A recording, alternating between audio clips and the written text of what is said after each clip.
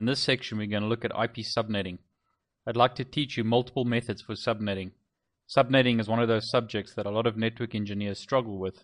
But in this section, I'll hopefully be able to simplify it for you and give you various methods so that any subnetting question that you might encounter can be completed quickly and easily.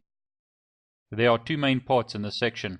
In the first part, I'm going to show you two methods to quickly and easily answer questions like, what subnet is this host on? Or what is the last host in the subnet?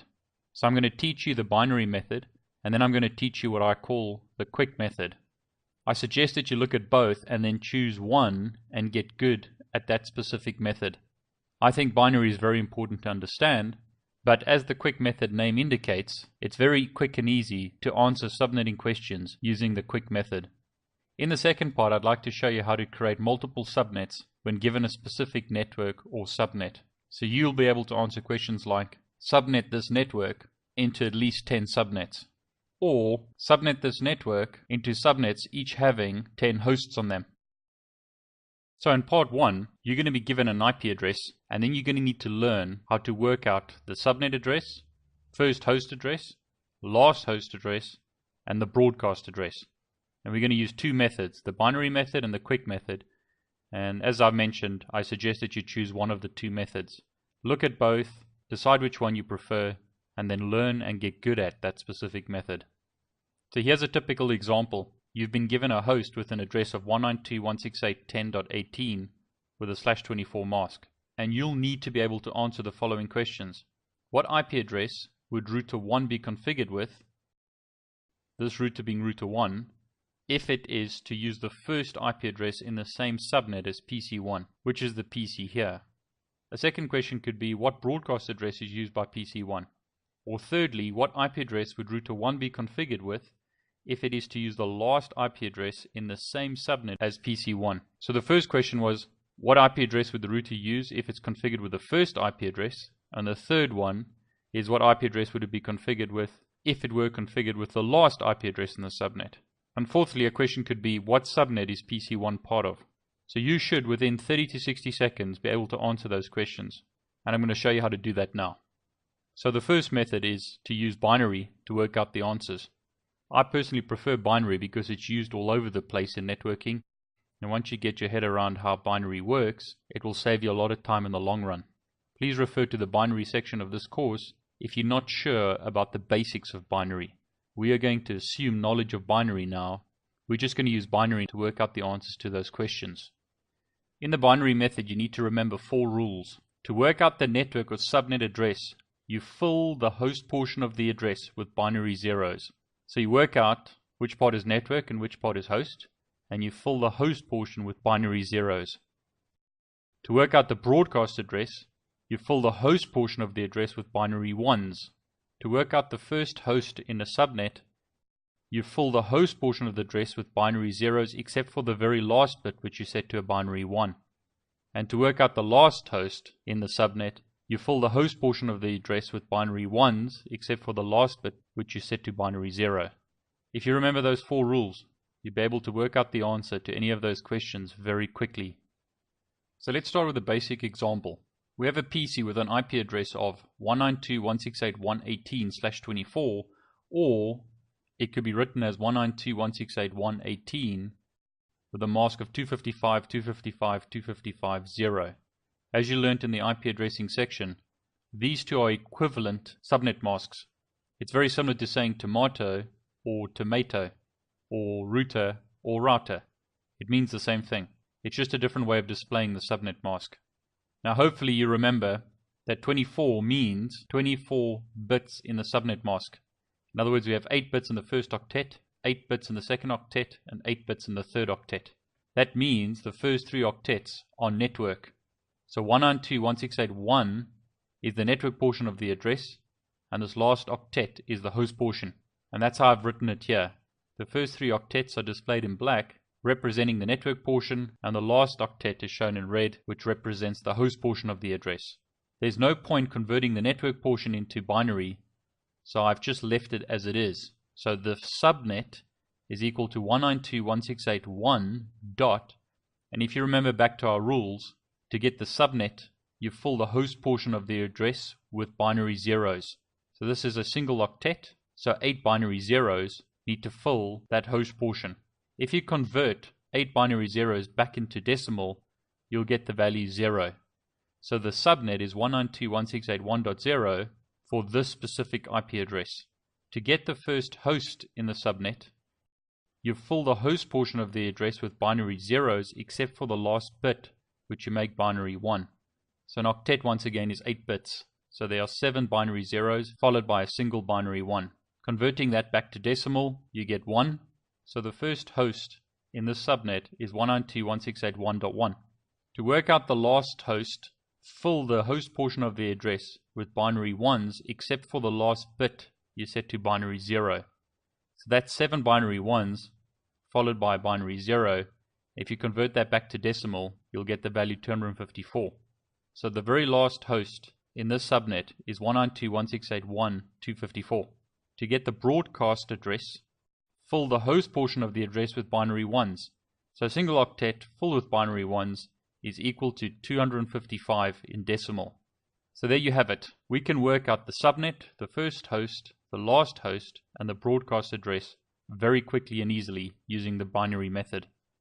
So if you were asked to configure the first IP address in the same subnet as PC1 on the router's interface, you would know that you need to configure the IP address 192.168.1.1/24 or 192.168.1.1 255.255.255.0. You could be expected to type the commands onto the router to configure it with the relevant IP address. Later in this course you'll learn the commands to do that, but for now realize that you might need to work out first, last, broadcast and subnet addresses when given a specific IP address. This was our first example using the binary method. I'd like to show you a more complicated example now. So in this example, you've been given an IP address of 172.16.35.123/20, or in other words, 255.255.240.0. This is a little bit more complicated because the mask does not fall on the octet boundary. In other words, it's not a simple /8 or /16 or /24 subnet. The network and host portion lies somewhere in the third octet. So just to reiterate, /20 means that there are 20 bits of the 32-bit IP address which are used for the network or subnet portion, and the remaining 12 bits are used as the host portion of the address. So somewhere in the third octet, the network host portion changes. So once again, our IP address is 172.16.35.123/20. Now the first octet is 8 bits in size. The second octet is 8 bits in size. So adding those together, you get 16 bits. The third octet is 8 bits in size. So adding those three together gives you 24 bits. So /20 in the subnet mask means that the split between subnet and host occurs somewhere in the third octet. So once again, the first octet is 8 bits, second octet is 8 bits, thus 20 bits puts the split somewhere in the third octet. So what you need to do is convert the third and fourth octet into binary because they both have host bits. There's no need to convert the first two octets into binary because no host bits are found in the first two octets. So 00100011 is the binary equivalent of decimal 35. 0 followed by 4 binary 1s followed by 0 followed by 2 binary 1s is the binary equivalent of decimal 123. So all we've done is convert 35 and 123 into their binary equivalents. Please see the binary section of this course if you're not sure how to convert decimal into binary and back again. 20 bits of subnet mask puts us in this position because we have 8 bits plus 8 bits in the first two octets, which gives us a total of 16 binary bits. Plus 1 is 17, plus 1 is 18, plus 1 is 19, plus 1 is 20. So we can draw a line at this point to split the network and host portion. To the left of this line, the binary bits indicate network or subnet. To the right of this line, the binary bits indicate host. So there is a split between network and host portions in this address at this line. So to work out the answers, you need to remember our 4 rules. The first rule states that to work out the network or subnet address, you need to fill the host portion of the address with binary zeros. So to the right of the line, we need to fill this entire portion of the address with binary zeros. So once again, 20 bits of subnet mask puts us in this position, and we fill everything to the right with binary zeros. So we end up having 172.16. The first 4 bits of the third octet remain the same, and all remaining bits are set to binary 0. When you convert that back to decimal, please note firstly that these 4 bits in red plus the following 4 bits in green are part of the third octet. So 0010 followed by 4 zeros, when converted from binary to decimal, give us a value of 32. The fourth octet is filled with zeros, so converting an octet filled with binary zeros to decimal gives us a value of 0. So the subnet address is 172.16.32.0. Now to work out the first host address, fill the host portion of the address with binary zeros except for the last bit, which is set to binary 1. So here you go. The first host is equal to 172.16.0010. Remember, we don't touch this portion of the address.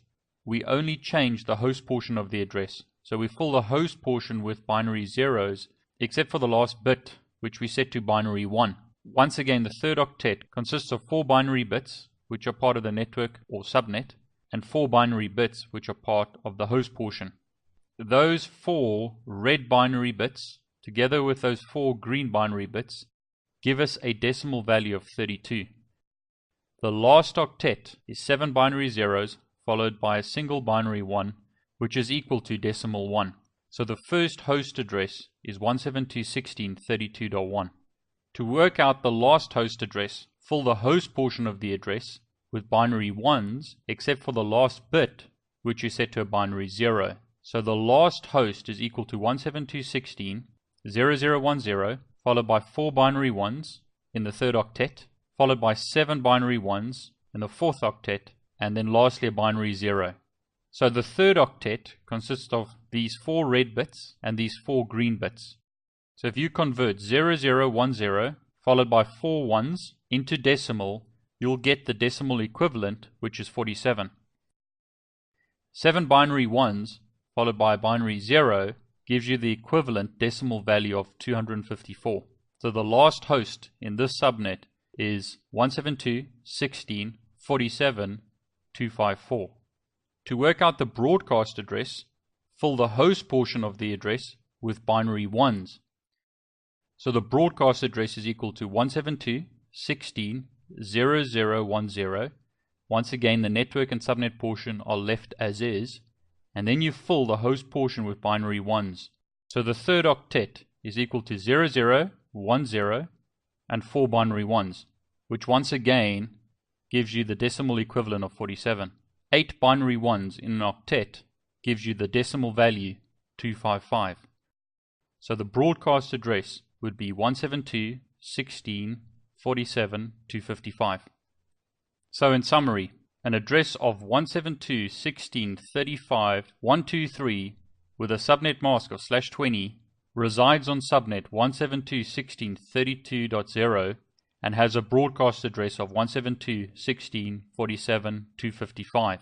The first host in the same subnet is 172.16.32.1, and the last host in the same subnet is 172.16.47.254. This was a slightly more complicated example, but I'm hoping that by now you have learned the process to work out subnet, first host, last host, and broadcast address when given an IP address and its subnet mask.